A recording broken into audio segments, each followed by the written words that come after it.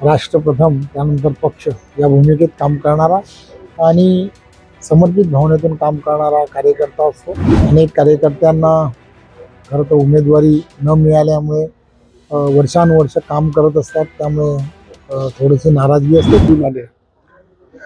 आपणा सर्वांना माहीत आहे, कल्याण डोंबिवली महानगरपालिकेमध्ये वर्षानुवर्ष जनसंघापासून आजपर्यंत भारतीय जनता पार्टी आणि भारतीय जनता पार्टीच्या अनेक कार्यकर्त्यांच्या त्याग आणि समर्पणातून तयार झालेली ही संघटना आहे।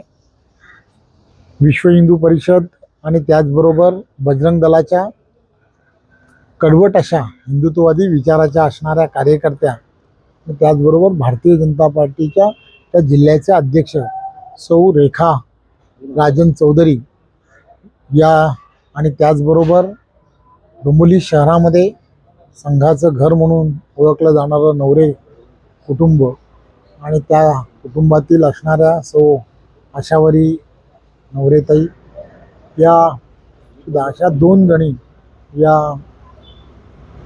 या कल्याण डोंबिवली महानगरपालिकेच्या या निवडणुकीमध्ये त्यांच्यासमोर कोणी फॉर्म न भरल्यामुळे त्या निवडून आलेल्या आहेत। खरं तर त्या भागातील सर्व कार्यकर्त्यांचं आणि तिथल्या असणाऱ्या त्या इच्छुक उमेदवार असतील की ज्यांनी हे अतिशय चांगले उमेदवार आहेत, त्या दृष्टिकोनातून त्यांना पाठिंबा दिला, त्याबद्दल मी त्यांचं मनापासून मनसे आणि ठाकरे गटाला उमेदवार देखील कल्याण डोंबिवली मिळत नाहीये, हे पण एक खरं तर भारतीय जनता पार्टी आणि शिवसेना ही युती झाल्यामुळे कल्याण डोंबिवली महानगरपालिकेमध्ये अतिशय चांगले रिझल्ट येतील। महापौरही युतीचाच होईल।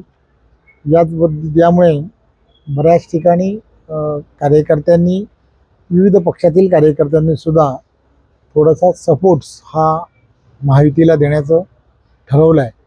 ही खरं तर चांगली बाब आहे। चांगल्या वातावरणामध्ये निवडणुका होणं हे अत्यंत गरजेचं आहे, त्यामुळे त्याही सर्वांचं मी संभाजीनगरमध्ये नाराजी नाट्य सुरू होतं। या सर्व ठिकाणी ज्या ठिकाणी असे प्रकार सुरू आहेत, त्या सर्व ठिकाणी भारतीय जनता पार्टीचे त्या ठिकाणचे असणारे सर्व ज्येष्ठ नेते जे आहेत, ते सर्व ज्येष्ठ नेते हे त्या संदर्भामध्ये लक्ष घालत आहेत।